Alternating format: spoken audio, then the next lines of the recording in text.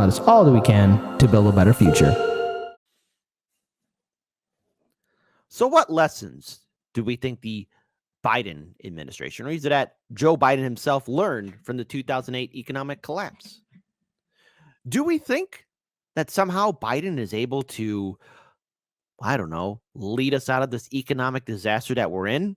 Not one, but 3 banks have gone under that are just as struggling. Maybe, I don't know.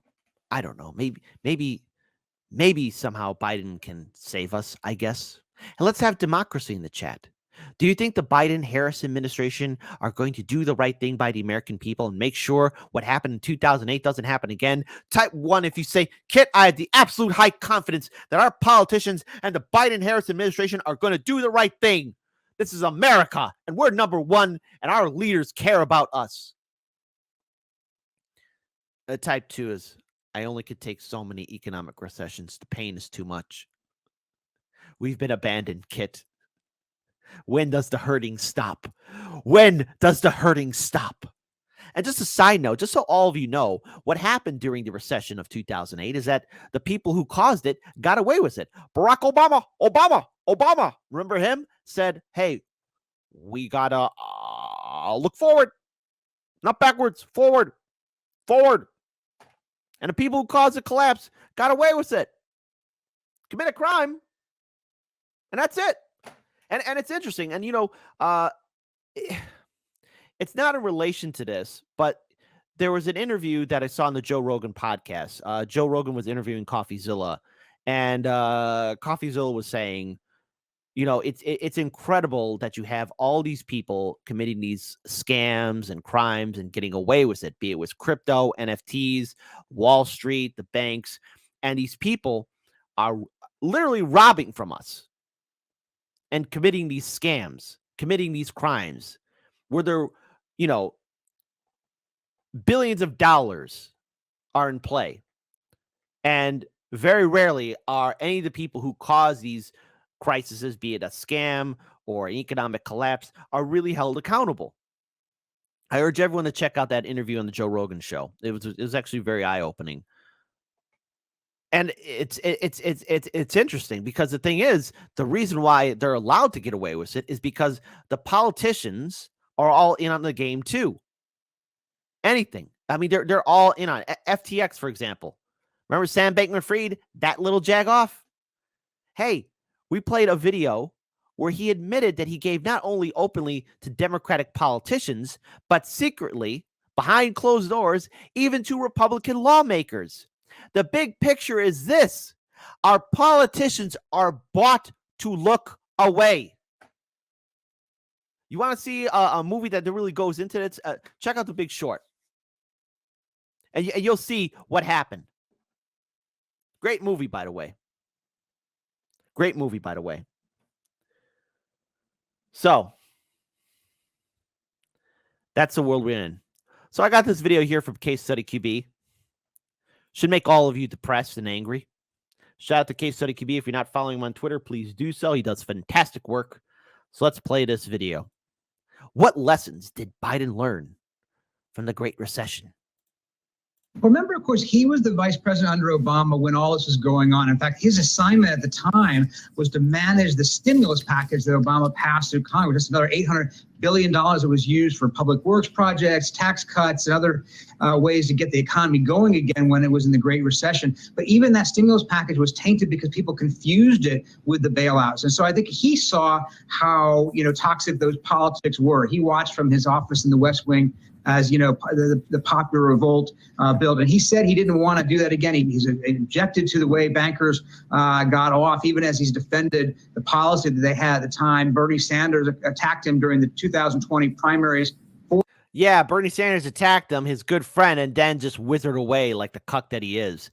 The same Joe Biden, and again, helped promote that bill. Now, all of a sudden, he's looking back saying, oh, gee, maybe we shouldn't have done it. Oh, you already set the building on fire. They're not going to do anything different this time around. You're going to get screwed over. Remember that. As you're driving to work, know this. The people in charge of our country are owned by the individuals that caused the 2008 economic crash. This crisis that we're in is because our politicians are doing this willingly. They are willingly looking away and getting rich at the same time. I've covered on this show numerous times how our politicians are doing insider trading. If you, that's right, I'm talking to you right now as you're going off to work, as you're ready to clock in. If you did a fraction of what these politicians are doing right now in DC, you're never seeing the light of day ever again. The laws of the land will come heavy on you, but the laws of the land do not apply to our politicians or the top 1%. Are you not angry? Here, let's rewind that again, just to get everyone's blood boiling. Revolt build, and he said he didn't want to do that again. He's objected to the way bankers got off, even as he's defended the policy that they had at the time. Bernie Sanders attacked him during the 2020 primaries for that bailout vote when he was still in the Senate. Bernie Sanders voted against it. Joe Biden said, look, this is what saved all those little people that you say you're in favor of. But that's a hard message to sell. I think a lot of people just remember the bailouts with a very sour view. Yeah. Okay. It helped the people. Hey, vote blue no matter who. It helped the people. No, it didn't. Hey, let's have democracy in the chat. You remember 2008 economic disaster, and when Obama came in was his hope and change for hope.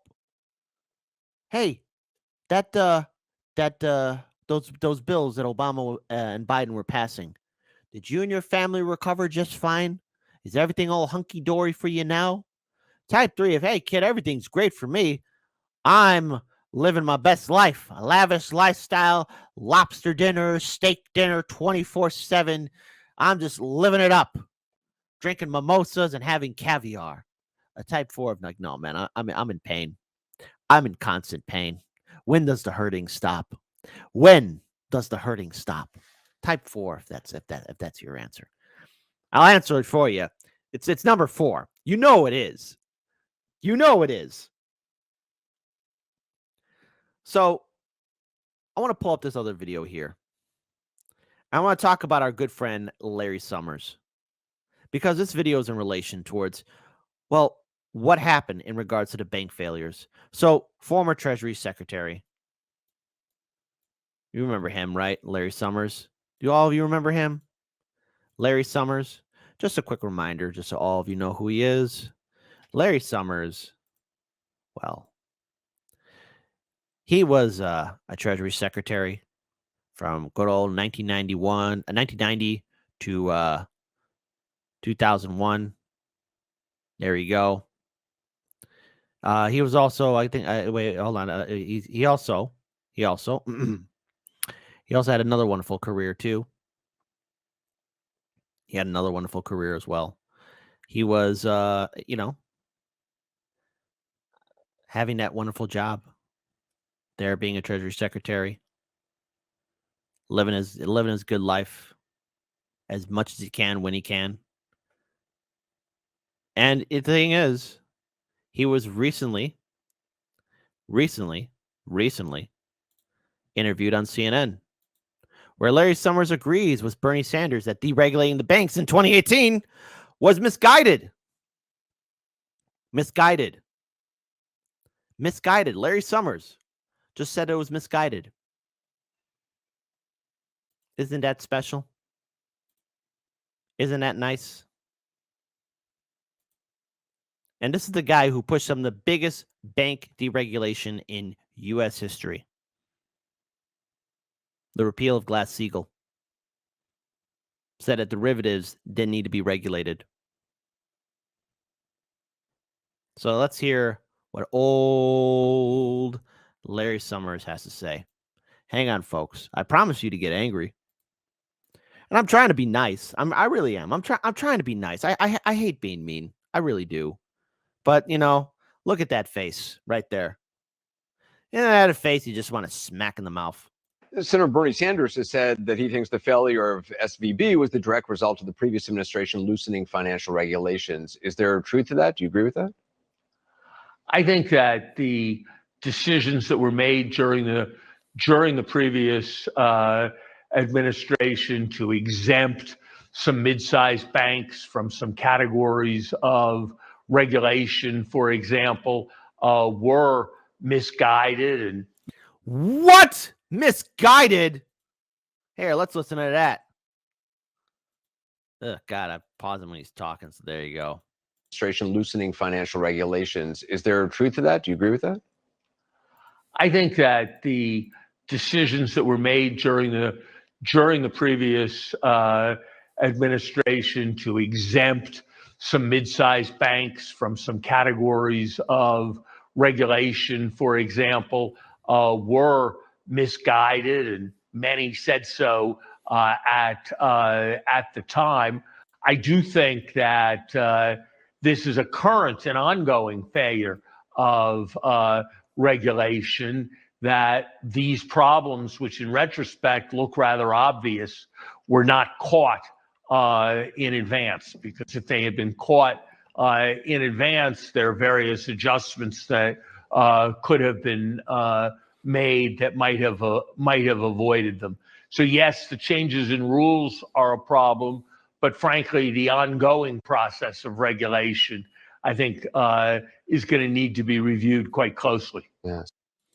So you hear that? Yeah, I just crapped in your basket. I don't know what we can do to fix it. I mean, I know I did it, and it's really smelly and bad. But hey, listen, we're in this together. Oh, I'm sorry I burnt your house down. I know this fire is pretty dangerous, but you know what? Together we could figure it out. Oh, I'm sorry I'm banging your wife. I know your soul is hurting. But don't worry. We could figure this out. Oh, I'm sorry I just ran over all these innocent pedestrians. Man, this is a problem. But don't worry. We could figure this out. Do you trust these politicians to do the right thing? They're not going to help you. When you're going to work in today, when you clock in, just remember, these people have designed policies that don't have you in mind. They don't like you. They don't think about you. They don't respect you. And this goes for Democratic administrations and Republican presidential administrations. This goes for U.S. Democratic and Republican senators and House representatives. These people have voted for bills to make your life miserable. But they voted for these bills to help out their constituents. No, not you, the voter. They're not going to help you. If you're a diehard Democratic voter or Republican voter, bless your heart. You're in an abusive relationship. Listen, seek counsel. Be brave. Take off your sunglasses. Show me that shiner. Be brave. Be brave. Be brave. Show me that shiner. Be brave. But no, the number one constituent for these politicians are not you. You're the one being cheated on. Banks, corporations, Wall Street executives, hedge fund managers, private equity, billionaires, the top 1%, the lobby groups. You don't have a seat at the table. George Carlin was right. And this man, he's not rolling in his grave. He is a tap dancing in his grave saying, I told you. I hope somebody picks up that phone because I freaking called it. It's one big club and you ain't in it.